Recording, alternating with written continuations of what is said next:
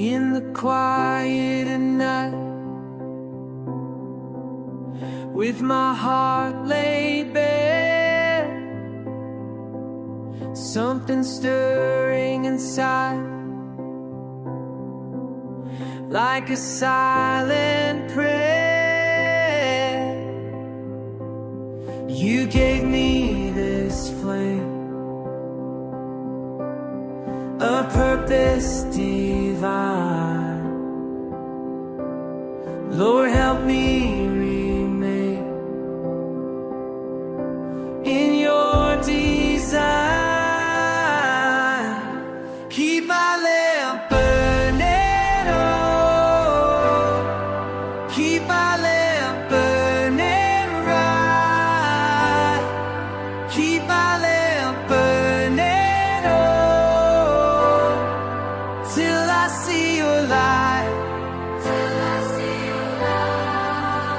Every moment I breathe, every step that I take, all the truth I believe, all the choices I make, you fill me with grace, a vessel refined. Now I seek your face, lead out behind, keep my lamp burning, oh, keep my lamp. Morning, all. Good to see you. Thank you for coming. I'm glad you could make it on this morning edition. I hope you're doing well. I got my coffee ready and going to be talking about wake up. The earth religion is false. The problem is the globe believes in a pagan religion that stems practically from Satan, to be honest. And I think that will be an interesting discussion to discuss. And I just hope everybody here will please hit the likes and share the show. I really appreciate you all coming. It's good to see you guys. Yes, so I think we're going to dive into some history. We see some who first postulated this globe ridiculousness, and we take a look at their background and what they believed and why exactly the globe is just nothing more than a fake, false religion used to take people away from their true meaning in life, their true purpose, God's actual creation. So yeah, it's good to have you guys here. Appreciate you all. And if you would, please hit those likes and share the show. Okay, I was thinking we start off with, where was the first mention of the spherical earth? The spherical earth is the idea of the spherical earth was first documented by Greek philosophers. You see, this is the issue we have, and I'm going to bring this up a bit more because the Greeks really had a very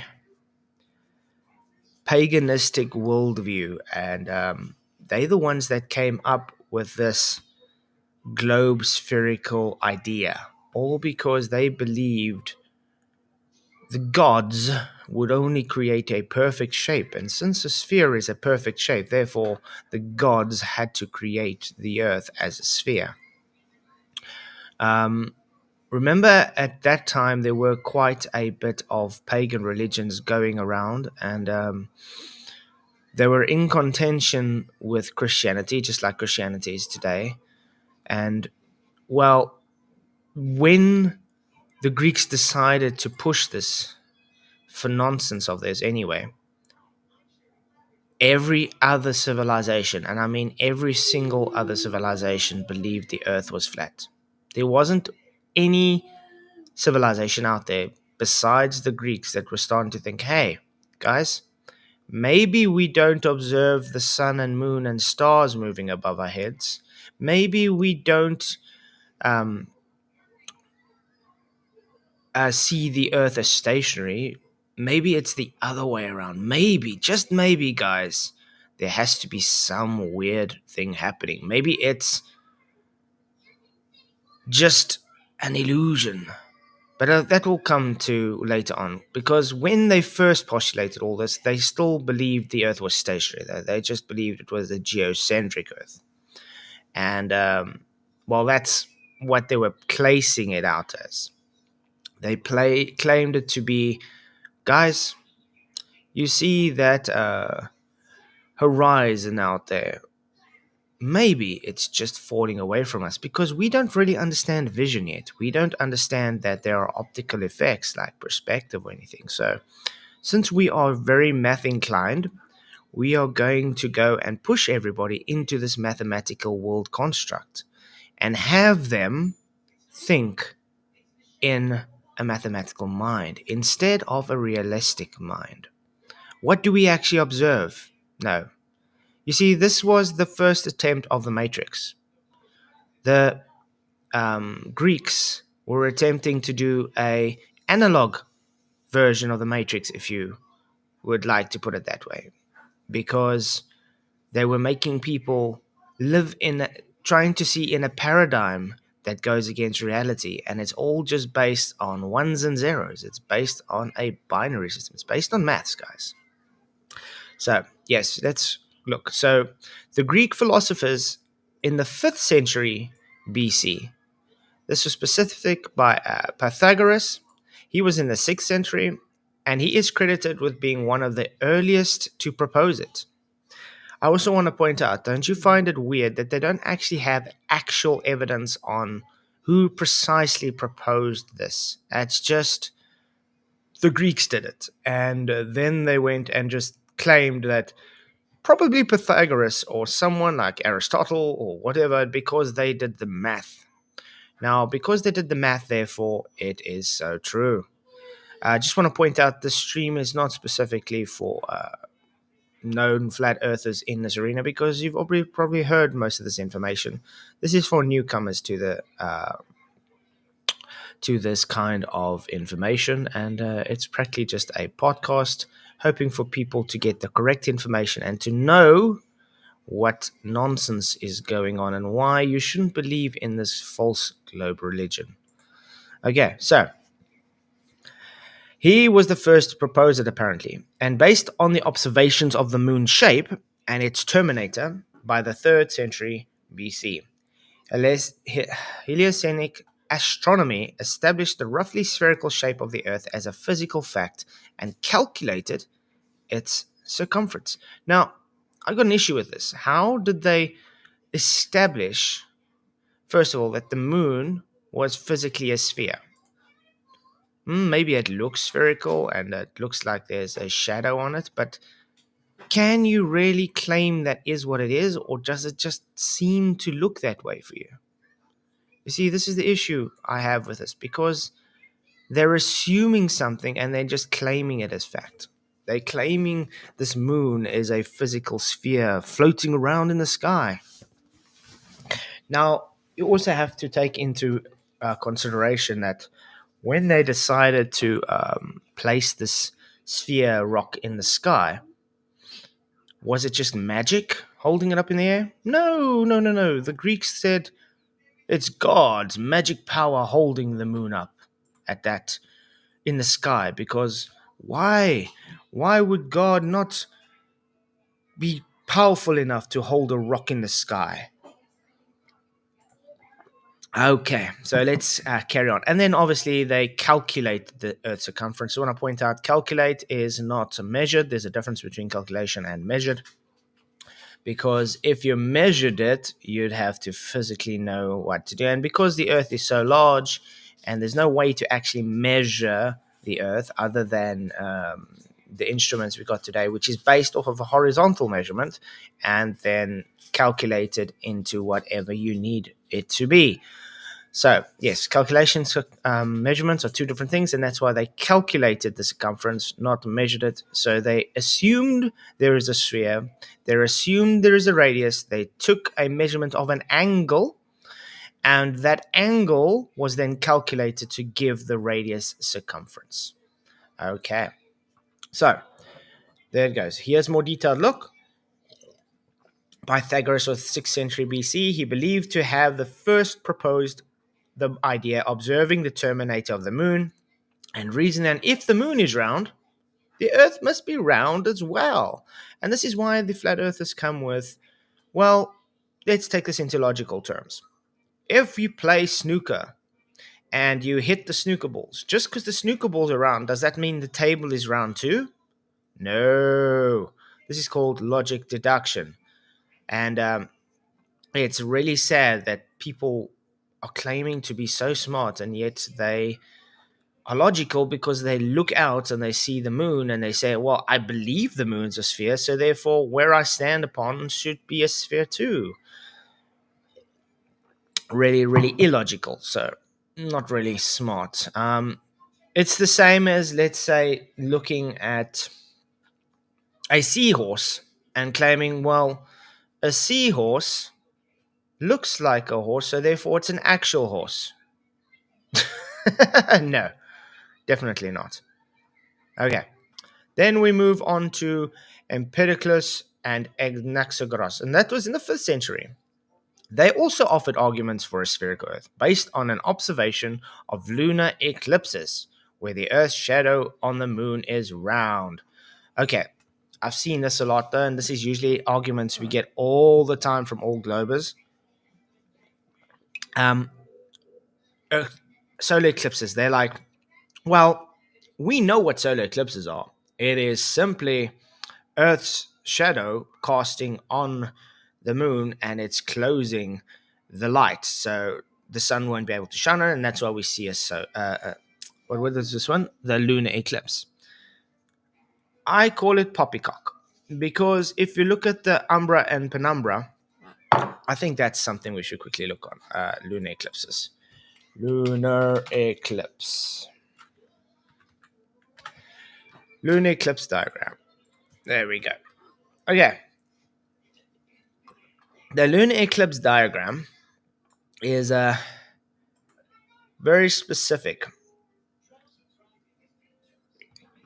The light wraps around. I think this one's going to be better. Open a new tab. By the way, it's good to see you guys. Thank you for coming. I'm glad you could make it. That sucks. Banebear got a strike. Can't upload for 2 weeks. Hope you get that sorted out soon, man. Really, really sucks. Okay, so I got this up. As you can see now, the sun, this would be Helios.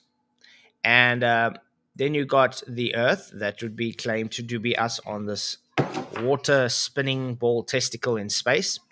And then you got the moon, and there's a penumbra and the umbra. So what happens is they claim this light that goes in all directions somehow is just parallel to the Earth. Yeah, figure that. Because it's so large and so far away, it means, excuse me, the light is just coming parallel. Now they claim because the Earth comes between the moon and the sun, it blocks out this light from the moon, and therefore we have what we call the lunar eclipse. So that blocks it out, and then you see what you see in the lunar eclipse. But I want to point out to you, look at the shapes coming off here. I'm going to get another one online because this symbol is kind of occultic.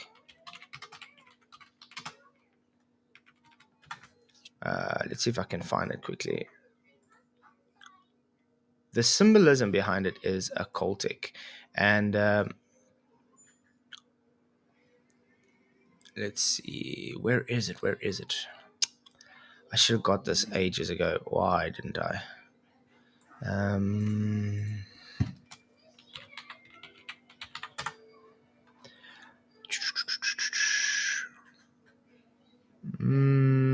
Okay, I can't find it right now. But anyway, this whole occultic sign sort of goes and it, how can I say, makes a Baphomet sign, almost a 666, based on this. But you have to remember the whole heliocentric belief system is based on a Babylonian pagan belief, and it's satanic. So it does reference 666. I just can't find it right now. Sorry about that. If I wish I did.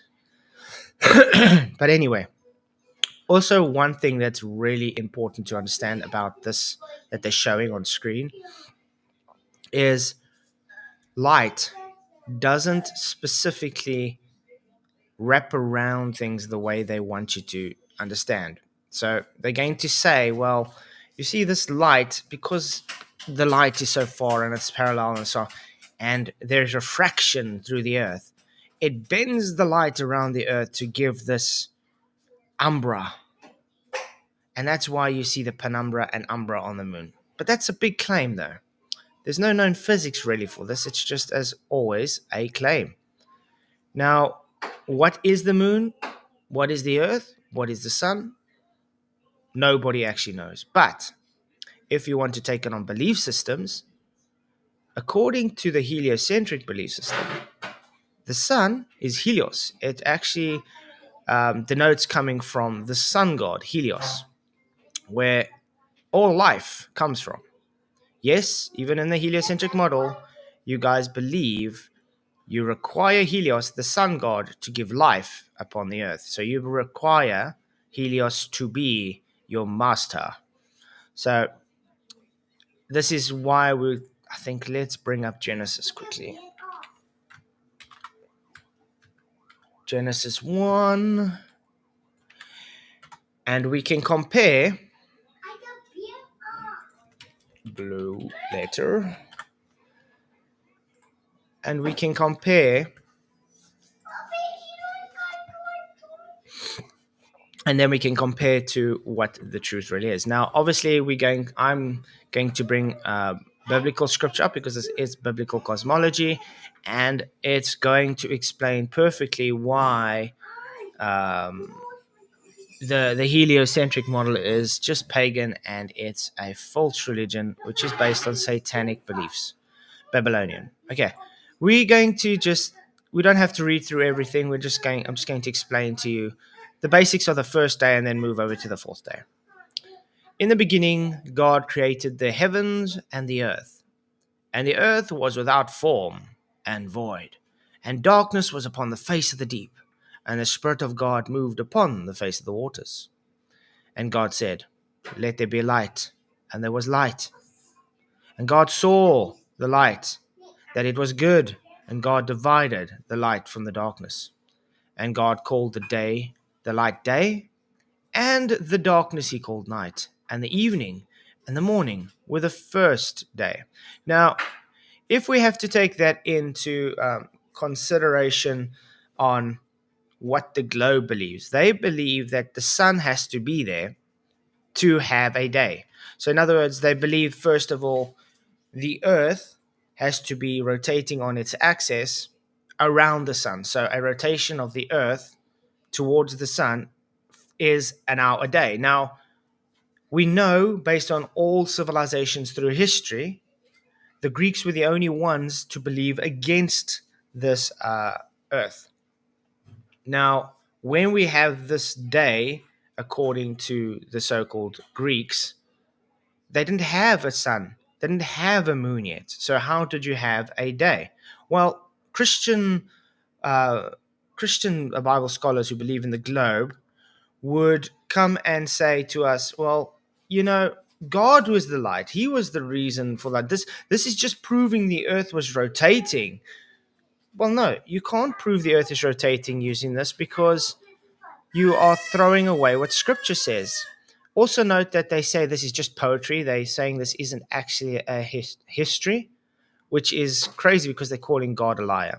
No, it's actual history. God is explaining to Moses, yes, to Moses, telling him, listen, this is how I created everything.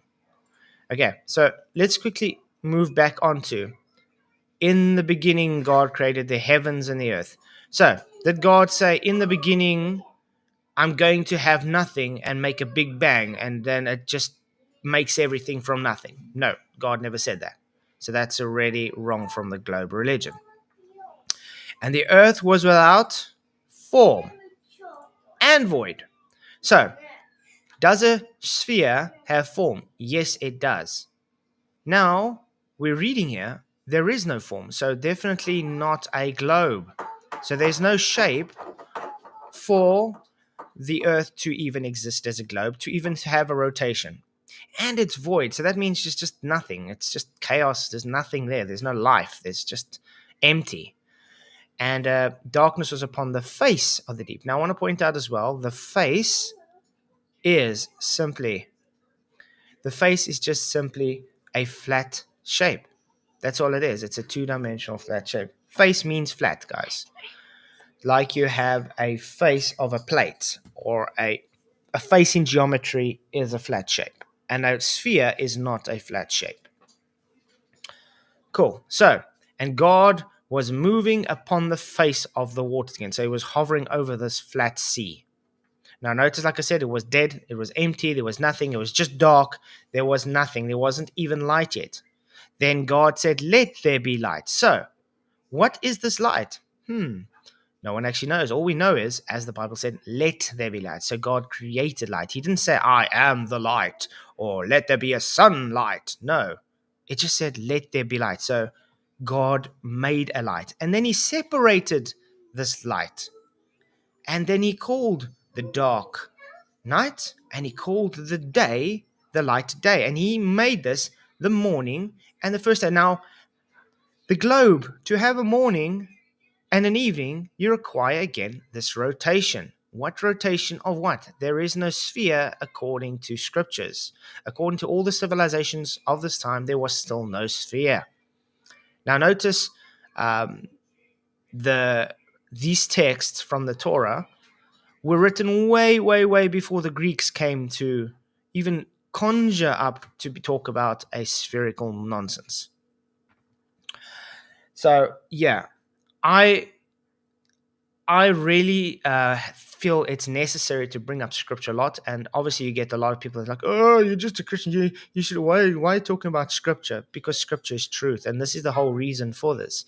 It's to point out to everybody looking at this, your globe religion is just a pagan cult. It's a large pagan cult, and I'm going to try and show you through all ancient civilizations that it's not everybody else that's wrong. It's you guys, the globe cult, that has taken over the Babylonian perversion system to try and make it look like everybody else is wrong. In other words, what I'm saying is the globe cult religion is a narcissist, a narcissistic religion. They right, nobody's wrong, and they want to say everybody else is wrong and blame them, because of the globe's shortcomings and changes. Okay. So let's go to day 4 quickly. Blah, blah, blah. Well, actually, you know what? Let's read it through, because what I love about this is as you go through, it just gets more and more damning against the globe religion, because their beliefs literally pervert what this says. So let's reiterate. Genesis 1, day 1. So Genesis 1 to 1 to 5. Genesis 1, verse 1 to 5, shows perversion of the globe, because it shows there's no globe. It shows there's no rotation of the globe. It shows there's no sun to be able to have a day and a night. It shows the earth to be flat and stationary and nothing there other than God and now light. Day 2 is really, really good. What I love about this is, and God said, let there be a firmament in the midst of the waters, and let it divide the waters from the waters. Now, how does this tie into reality? Well, everybody who has just, how can I put it, been alive understands that water needs containment. Now, because we have this firmament that God is putting up, he's separating the waters from above and the waters below. So he's putting a literal container between the two waters to separate. It's almost like taking a bowl and taking it into a swimming pool, and you're sticking that bowl inside there, and it's separating the waters from above that bowl and underneath that bowl. Now also notice that you can scoop air and use that as well, so it keeps the air inside that system. So this is another way of showing it's going against what the globe cult says. The globe claims there is no physical containment. It claims that we are just open to the air in space. Well, no air in space, obviously, because supposed to be in the vacuums of space. So, in other words, it's a separate open system that's very low, and it's adjacent to Earth's open system, which has high pressure systems. Um, so again, that is a perversion of reality. Natural law dictates that you require containment for gas pressure to exist. We are breathing, we have gas pressure, so therefore there is only a contained system. Now, the argument that globies will give is, well, we have pressure gradients, you know? Yes, great. Pressure gradients can only exist first if gas is there, and gas can only exist first if containment is there. No containment, no gas pressure gradients. Voila.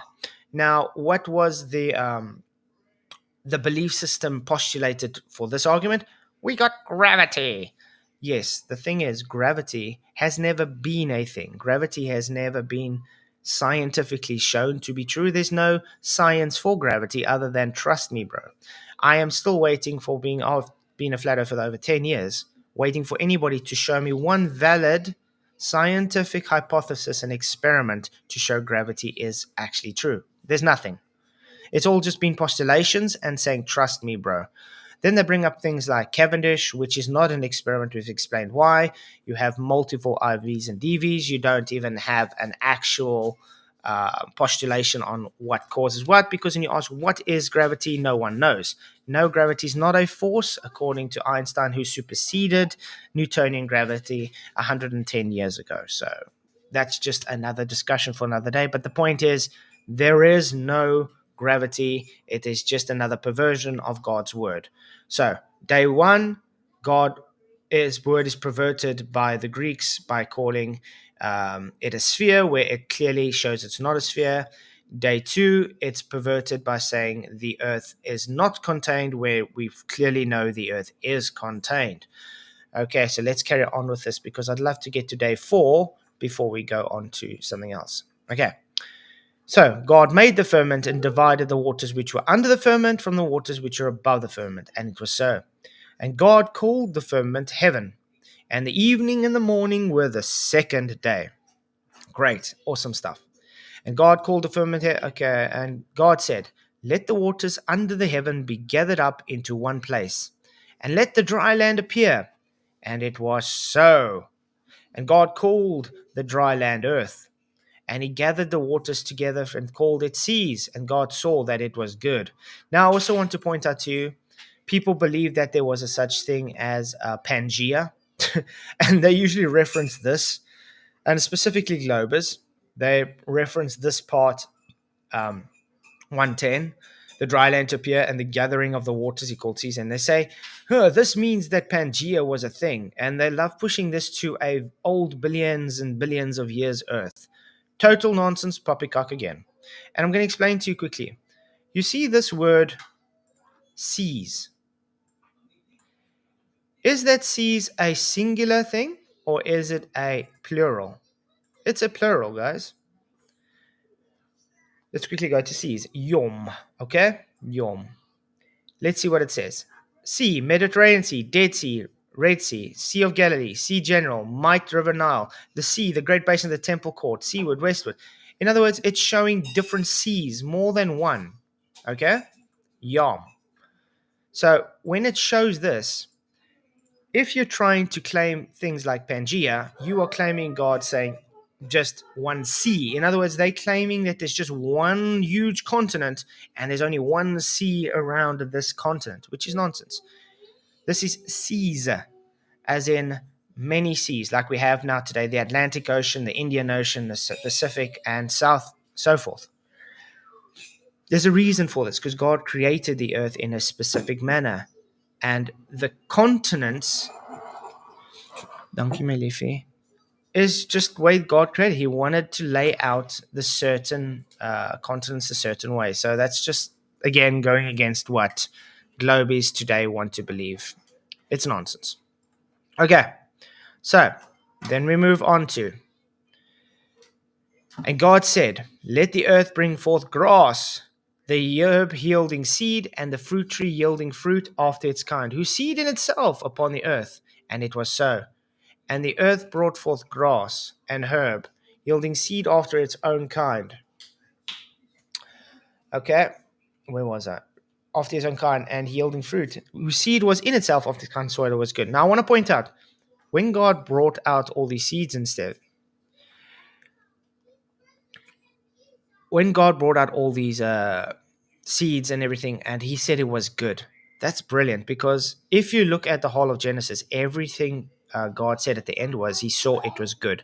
Now, we get a lot of the people today that have some hatred for God, so they say, no, He created evil, He's a dictator, He's an evil guy, He's just here to be demented and just make, love to see creation get all how can I say, tortured and stuff. No, that's just total nonsense. That's another stream for another day, but that's just based on the fall of man. But I'm going to point out how this also goes against the Babylonian heliocentric belief system. If you believe in the heliocentric belief system, you have to believe, actually, unless you're like a very small fringe part that believes in young earth creationism, which is 7 little days. But even that has its big issues. But let's put it this way. If you believe in the globe and God created the grass and the herbs and the trees and everything before the sun was there, how are you going to have photosynthesis? It's not going to work, especially if it's billions and thousands and years or whatever you want it to be. You can't have this happening. You can't have trees being there. You can't have herbs being there, fruits and seeds and things doing anything. There can't really be photosynthesis because there's no sun yet. But as a globe believer, you require the sun, Helios. Remember, that's the life giver according to the Helios belief system. The life giver is Helios, the sun. And without the sun, you wouldn't have the day, like we said. You wouldn't have the fruit and the foods and everything that was needed as they claimed. But thanks to what the Bible says and how God created it, it was a literal one day. So you can have, for instance, let's say you take a pot plant and you got a seed in there, or you got a plant. You can stick it in a cupboard for a week. Nothing's going to happen to it. It's not going to kill it or anything for a week. Now, do you think a day without the sun is going to harm anything God created? No. God just created all of it for when the sun comes. Also note that the light was already there. So the light being there could have been the propagation medium for this photosynthesis to happen anyway. Okay, so we go there, years, and then let them be full, and then God said, and that was the evening and the morning, the third day. Now, this is where I want to stop on Genesis because this is interesting. And God said, let there be lights in the firmament of the heaven, okay, to divide the day from the night, and let them be for signs and for seasons and for days and for years. What I love about that one is it's telling you where God put the sun and moon, where He put the stars, and He tells you their purpose. Really, really awesome stuff. Is it saying God put them in space? The same space that violates natural law? No, He doesn't. He says He puts them in the firmament. So it's inside. And it says specific where in the firmament. It says the firmament of the heaven. So that's Shamayim. That means like the sky. So where the sun and moon are is in the sky. And you can see this with observation when you have high altitude balloons, or you get these fake space missions like the Blue Origin fake space. They go up and they can see the moon and the sun where? By them in the sky. Okay? So it tells you where it is, and based on a globe, that's a contradiction because the globe says there are billions and trillions of miles away. Nonsense. So another perversion on the globe. Okay. And it says, let them be for lights in the firmament of the heaven to give light upon the earth, and it was so. So we see at nighttime and daytime, we have stars and We have stars that give light upon the earth at night. We have the sun and the moon, which gives light upon the day and night as well. Or whatever. Okay. And God made two great lights. The greater light. Sorry, my child's just asking for game here. Okay. And where was I? Okay. And to rule over. Oh, where am I? Okay. And God made two great lights. The greater light to rule over the day. That would be the sun, guys. There's an issue here. According to the Globies, the sun should have been there already for 4 days, correct? 3 days have passed already. There's been a morning and a night. Why is the sun only being created now? It's impossible because the sun needed to be there for a day, but it's only getting created now. That's simple. As you look at this, God created the sun and the moon in the fourth day because he made them to rule the light and day. So in other words, where the light was, God said, hang on, let's give this light a ruler. Let's give it a sign. Remember, God made everything for signs and wonders. So he gave the sun the authority over that light. So the light was now coming from the sun. And God was giving the lesser light, yes, not a reflected light of the sun, a lesser light, the moon. Now, this is also why we see the moon in the daytime and nighttime. Because of this, it's also a lesser light. And this is also why you see when it is eclipsed, to say, you still see light off of the moon because it has its own light. Now, that was just something I wanted to point out, that there's another big contradiction to the globe-based religion. Okay, so let's see. Where did I want to show? Yeah, let's go here. Let's look at through some of ancient civilization belief systems. If we look through all ancient civilizations, I want you to kind of just look through and think which one is the odd one out.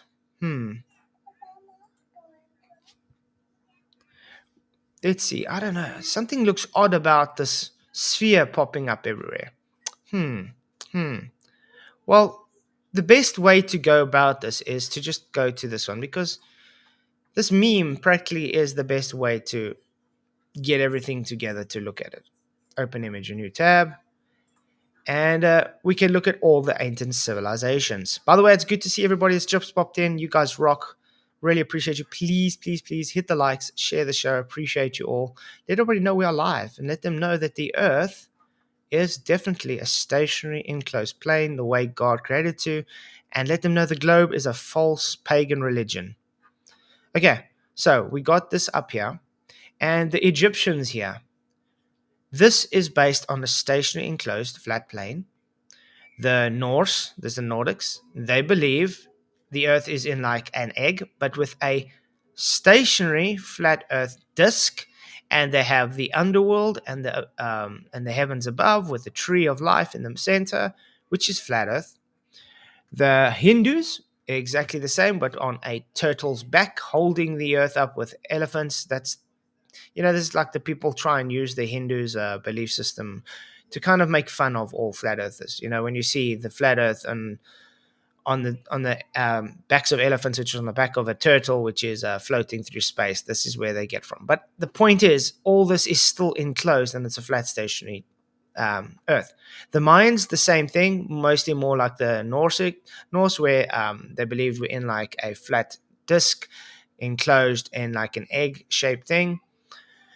The Incas, the same. The Navajos, the same.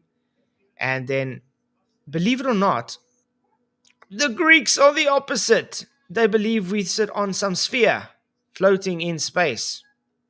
Really weird. The Hebrews believe we're in a closed plane system. That was based on what we just read in Genesis. And, they're just having all these just play over. But the Greeks, these are the ones that decided, hang on, guys, I don't want to believe thing that every civilization shows through history, what all, how can I put it, all observation through history shows. Let's be different. Let's say this. Oh, what's going on here? Why is it showing that? Let's be different. Let's show this. Let's say this is reality. Why? What's the reason for this? Well, it's simple. Like we brought up earlier, the reason for this is because the moon is round, so the earth must be round too. First of all, are circles round? Yes, circles are round. Are circles spherical? No, they're not.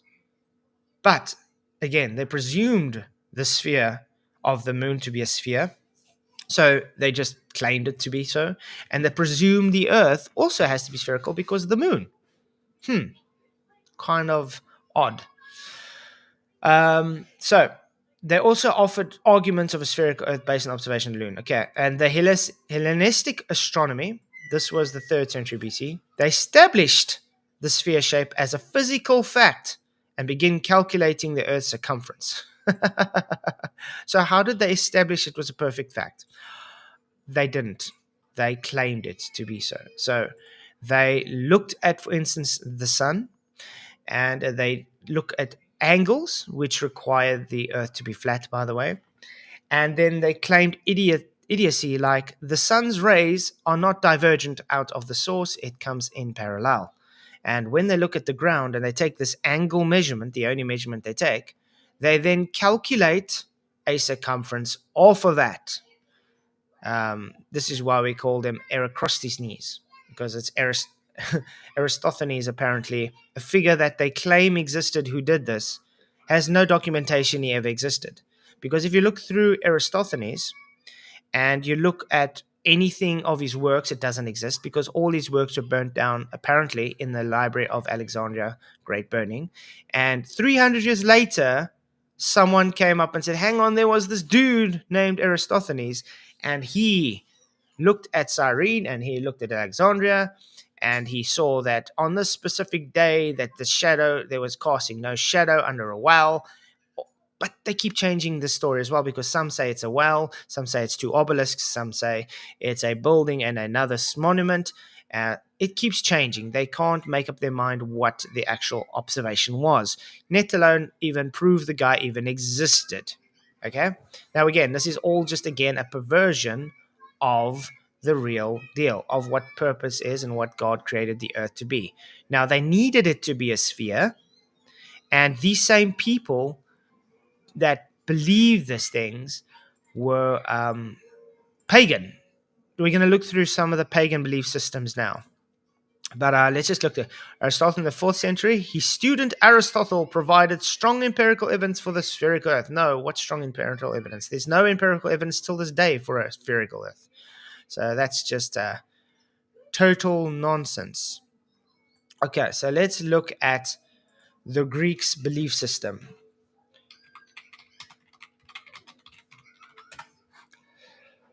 Okay, so let's first look at the Greek belief system. The Greeks, the ancient Greek, believed in polytheistic religion centered around a pantheon of gods and goddesses. Now remember, they believe in many gods and goddesses, obviously, and they have one for every feeling, you could say. So if there's someone lusting after someone, there's a god for that. If there's someone angry, there's a god for that. If someone has waging war, there's a god for that. You know, the whole spiel of ancient mythology. So in other words, all these people were really idiots, if I can say the most, because they didn't understand what emotions were, and they thought, well, if I have this emotion, there has to be a god for that. The same people that believe that if the moon looks like a sphere, therefore the earth has to be a sphere too. Don't you guys see the similarities here? Don't you see how idiotic it is to just believe these people? And because they were good at maths, the maths they created, by the way, so good at it, therefore they are clever. No. You can create things, it doesn't make you smart. Okay. So, each with specific roles and domains over various aspects of life. The modern day Greeks are predominantly Christian Hellenism, a polytheistic reconstructionist faith inspired by ancient Greek religion and is practiced by some. Okay, so let's read what it is. What is polytheism? The Greek worshipped many gods and goddesses who believed to inhabit Mount Olympus. Now I want to know, where was Mount Olympus, guys? Oh, wait, it doesn't exist. These same very smart people that decided to tell the whole world, guys, you know what? All these centuries, we've all been believing a lie. God, the God of Abraham, Isaac, the God that created you and me, the God that created everybody for a purpose, and who literally came down and told Moses what what um, what the earth was and how it was created, is wrong. I'm going to tell you me based on my hundreds of gods. You know what? This is the truth. This is exactly what's going on.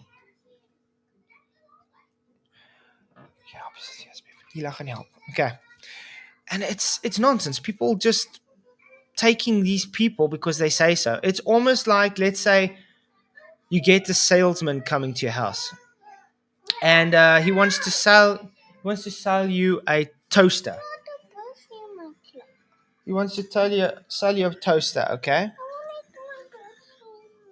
He wants to sell you a toaster. And you've already got a toaster. You're like, well, that's fine. I've got a toaster already. And when he comes there, he's like, no, but this toaster is something special. Your toaster is nonsense. It's old. It doesn't work. You're like, no, I've got it. Yeah, we can test it now. It works perfect. This guy's like, no, this toaster is what an actual toaster is. And when you're like, okay, just come. And he brings this so-called toaster. And it's not a toaster at all. It's literally just what would be a difference thing? A kettle. He gives you a kettle. You're like, but no, this isn't a toaster. This is a kettle. He's like, no, you don't know what a toaster is, because this is a toaster. What you were thinking is a toaster all along was not a toaster. It was just your imagination. Believe me, I have many experts.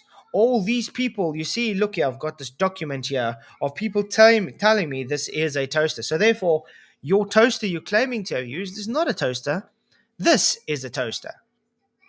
That's practically, if I can put it in analogy terms, what the Greeks did to civilization. They said, observe reality, and what God told you it is wrong because they say so, and because their gods say so.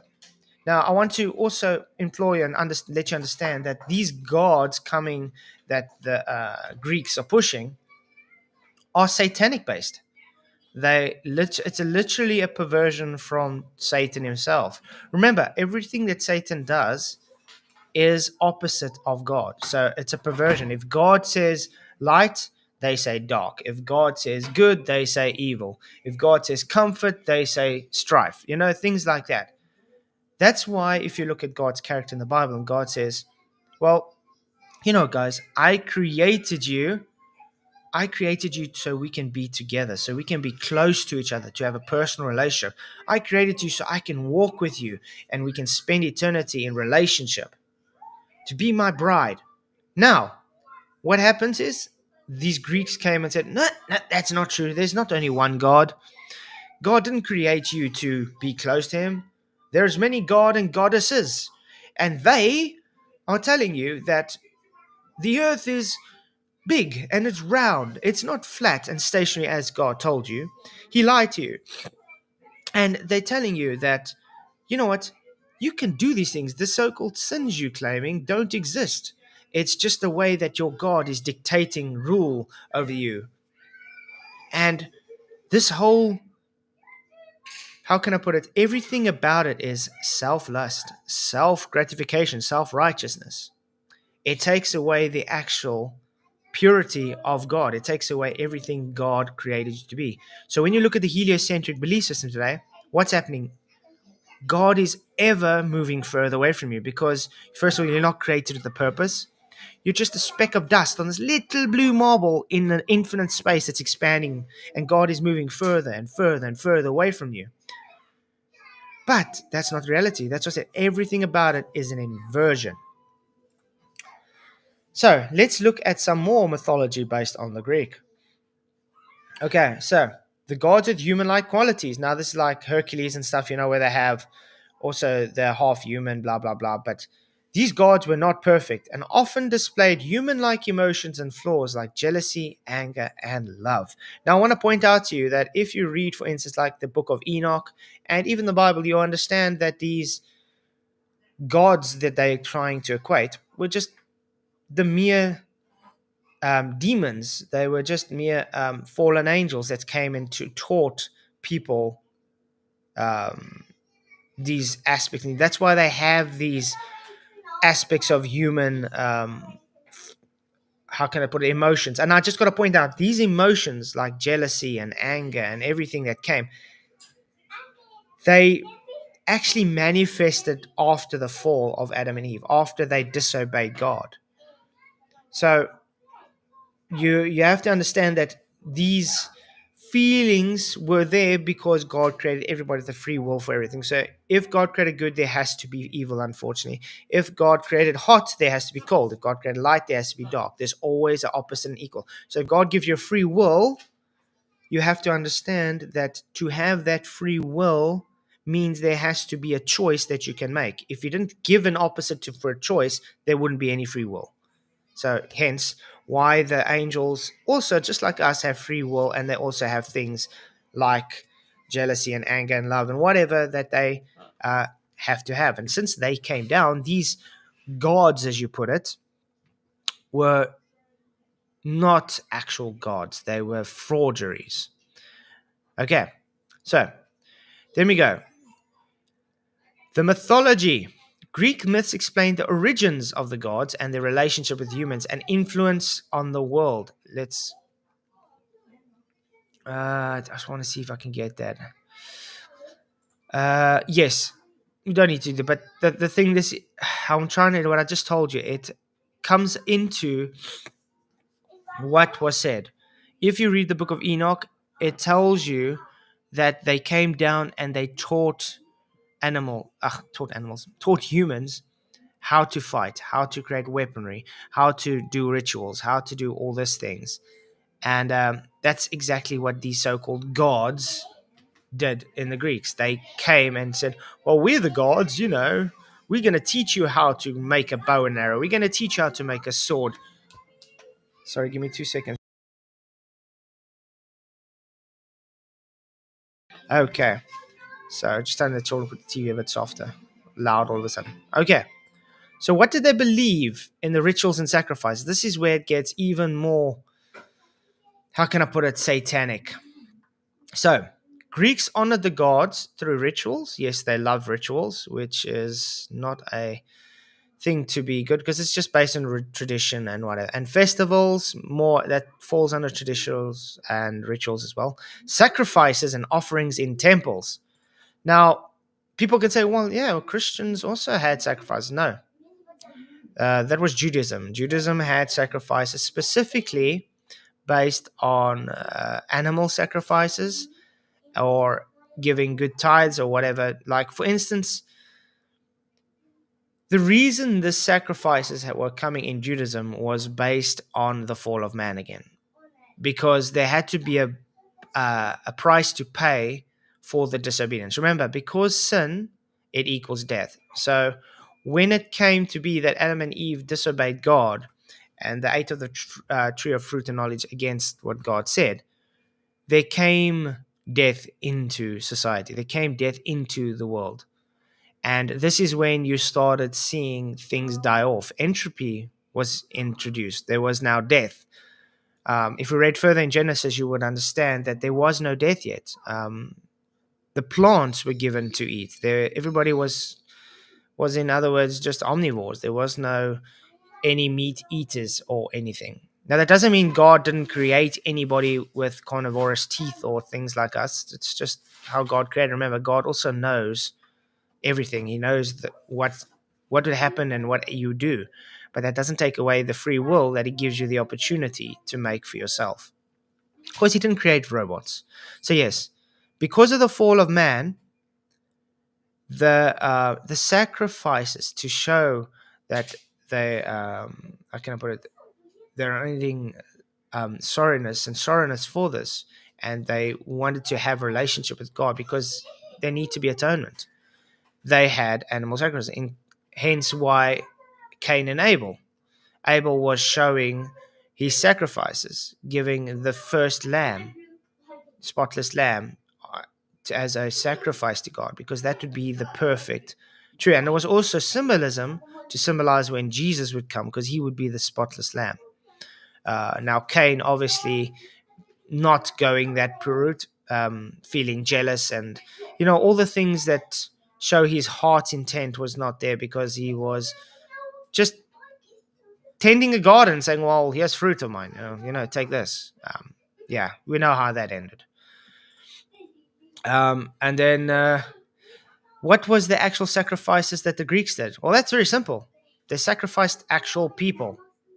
They also had child sacrifices. They also had very sick rituals. They were known for having sexual kind of rituals and sacrifices to appease these gods, um, like fertility gods and blah blah blah. All this, and it was quite sick. That's why I'm trying to bring this up, to know the background of the Greeks and their mythology and their belief systems, and they the ones that brought this globe belief system up to you. You should understand that it is really, really bad. It's not something you should be proud of, to say, guys, I know it's a globe, I know it's a heliocentric belief system. Well, that's my point. Who brought this heliocentric belief system to you? The Greeks. The same Greeks who were based on very bad rituals and satanic principles and sacrifices. The same people that just decided to rebel against God's creation and make their own. The same which was influenced by Satan himself. So it's something you have to think about. It's like, should I trust a satanistic belief system, or should I trust a godly belief system which is observed anyway through reality? Because what do we observe, guys? Do we observe a bendy water, or do we observe level water?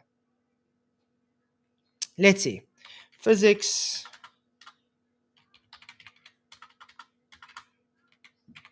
of water at rest.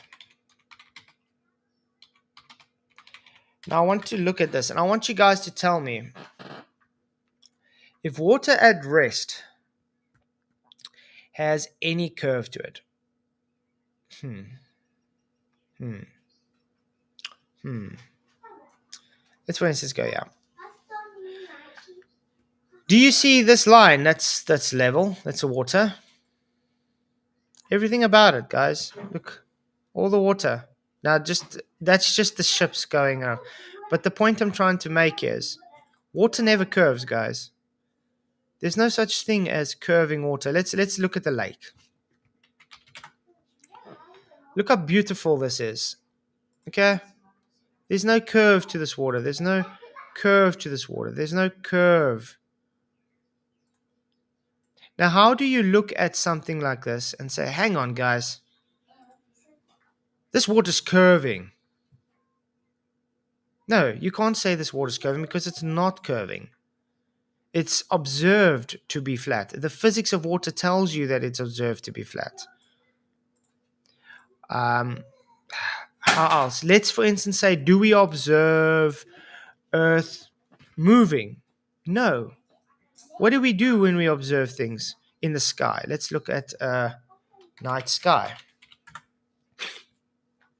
Now, we standing and we looking out, we see the stars move overhead. We don't look and say, oh, guys, the ground beneath our feet is moving. No, we see the stars move. Just like when you see, for instance, a shooting star or whatever. The star is moving. It's not us moving. We've got a question in. Why is the horizon, when looking out, to see a sharp line? Simple. It's the diffraction limit. It's the apparent position where the sky and the earth appear to meet. Let me do this for you. Horizon line. There we go. Let me see if I can make it bigger. Sorry. Open image, new tab. There we go. Okay. Now, there is a horizon line, okay? You can see that it goes out and out. There, what you can see at the end looks to be the horizon line. Now, notice the further out it goes, the more opaque it becomes, kind of, because you're looking through more air, you're looking through more water vapor and so forth. When you look at this horizon, you have to understand it's only an apparent position. It's not a physical place. It's what appears to be where the sky and the earth appear to meet. So it's not physically touching the sky, and the sky is not physically touching the water. It's only where the end of your vision, you could say, due to the angle that's limited, is appearing. Now, I want to point out to you guys again. Let's say we're standing here and you can see it looks like from here it's going up. It's rising relative to your eye level. That's why they usually say the horizon rises to eye level. I don't like saying rises to eye level. I would say rises relative to eye level, because the water is physically below your eyes. The eye level would actually be around about here, above the apparent horizon. But the point is, no matter how high you go, you will always, and I mean always, see the horizon rise relative to your eye level. Why? Because the earth is flat, because the earth is not falling away from you. If the earth is falling away from you, that horizon should at a certain distance be so far below you can't see it anymore. We don't see that. You can only ever see the horizon looking outwards level. I hope that answers your question, Dinosaurus. What's up, Tony? What's up, Lumpy? What's up, Jono? Brad and Tash as well. What's up? Jerry Nielsen, David Misra, thank you for coming. Monkey Cat Pat Hat. Autodidact, what's up? Bane Bear.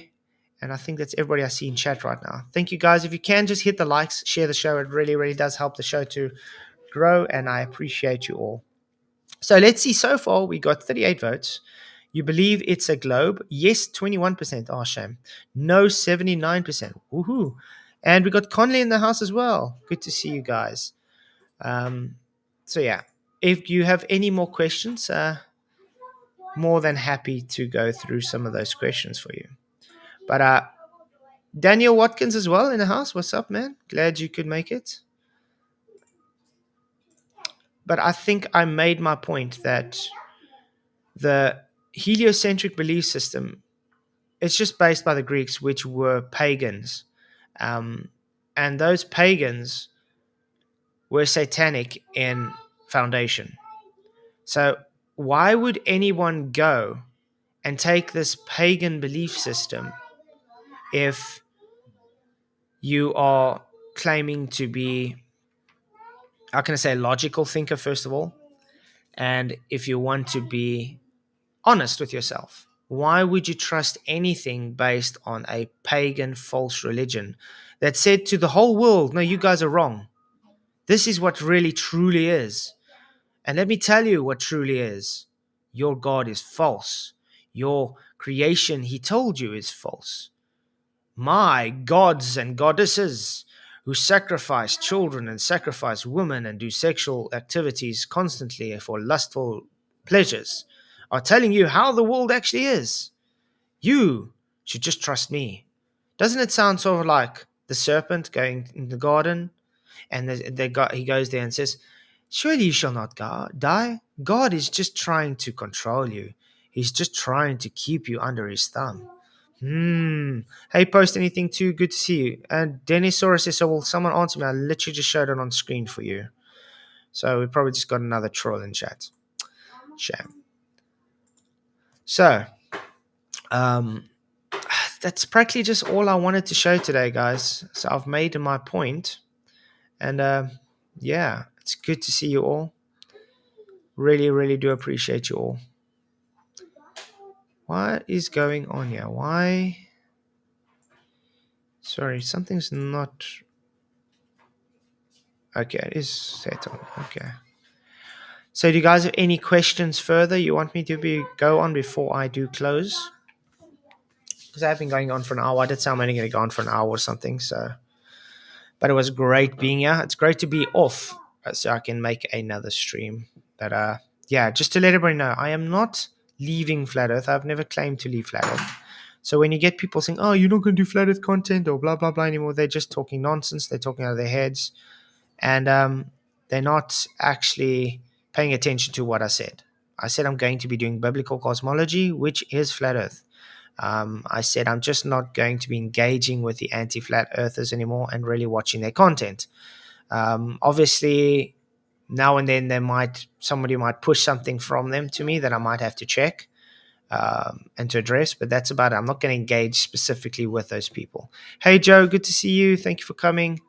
But yeah, just want to say to everybody that comes and just supports this channel, you guys are awesome, and I really appreciate everybody's support and everybody that's been sticking with me with this change. And I do think it's the right decision to move this way. And know God wants to lead us into better things and to understand that He has something better for us than just engage with anti-flat earthers. Exactly, because they put you in a position you don't want to be in, and you you just don't want to be part of that group, if you understand what I'm saying.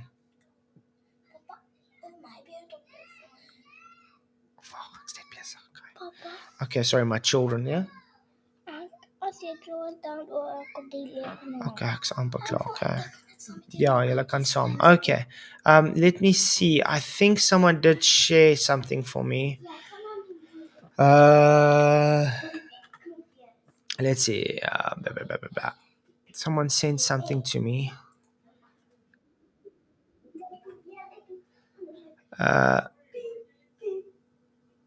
Oh yeah. No, this is nonsense. I don't need to watch this. I don't know. Did you guys hear that apparently there's just this huge exodus from flat earth apparently. I don't know about it. Hey Veronica, what's up, man? Um I don't know. I haven't seen this huge exodus they talk about. The only people leaving the so-called having this exodus thing has been ones that we've really called shills that we haven't trusted. So I don't know what that would be. Um, oh yeah, and then I have a stream coming up. Forgot. I'll just quickly push this. Hey, what's up, Sean? Good to see you, man. I don't know if you want to come in for a bit to chat. It would be great if you want to. But there's the a stream. This is on Law Lodge. It's on my backup channel. If anybody hasn't watched it yet, it starts at 9. If you want to, it would be great if you want to come in. Let's invite. There is the link if anybody wants to come in and just have a discussion for a bit. Obviously, we won't go on too long still. Yes, exactly. Sean, this is what I'm trying to point out. Pythagoras was a part of a serpent worshipping cult. The mathematics was part of a cult. They used it and has also now pushed their cult. That's exactly the point I'm trying to make. Why are people believing in a religion cult that is based upon that? You know what I mean? Especially Christians today. I don't understand how Christians can take that and looking and saying, guys, yeah, let's trust that. Let's throw God away, the true God away, and how He created everything for that. Exactly. It's not an exodus. I think like they are diversifying. It's literally the separation between the tares and the wheats. And I do think this whole TFE exodus thing that they're talking about has been planned for a long time. People were planted into this community to, how can I say, steer people into new age nonsense and away from the actual truth. And at the end of the day, just walk away and call it a cult because that's all they want to do. They're very desperate. I would equate them to a cult like Jehovah's Witnesses or something, where they feel the need to have to convert people to their religion. It's quite sad. So yeah, if anybody wants to come in to chat for about a half an hour or 20 minutes, it'll be great. The link is there. Otherwise, I think we might end this here. But yeah, like I said, I really appreciate everybody's support on this channel. You guys are awesome. And definitely going to have a show tonight. Tonight, I think we're going to be tackling Satanism and why we see Satan's short season preterism and Satan's short season as satanistic. So I think that's what we're probably going to be doing tonight. Hopefully we'll have some people wanting to watch that, because I've been seeing the subjects I've been taking on lately. People don't really want to watch. It's quite triggering, and yeah, so it's very understandable. But yeah, it's topics we have to cover though, guys, because it's the truth. So yeah, if no one's gonna come in, I think I'm going to close it here, because I do have things to do today anyway. And want to say thank you everybody for coming. Appreciate you guys, and remember, God is always with you. And don't trust anything. I always say, trust yourself. Do your research yourself. Look at the Bible. Look at observation, and know that I'm always going to be transparent. And if I'm wrong, I'm more than happy to admit I've been wrong. So yeah, you guys rock. I'll see you all tonight. Make sure at 9 o'clock to go see the premiere on my backup channel. Yeah, because Law Lodge, that's another one. See you guys tomorrow. Tonight. Many blessings, and may the pressure be with you. You guys rock.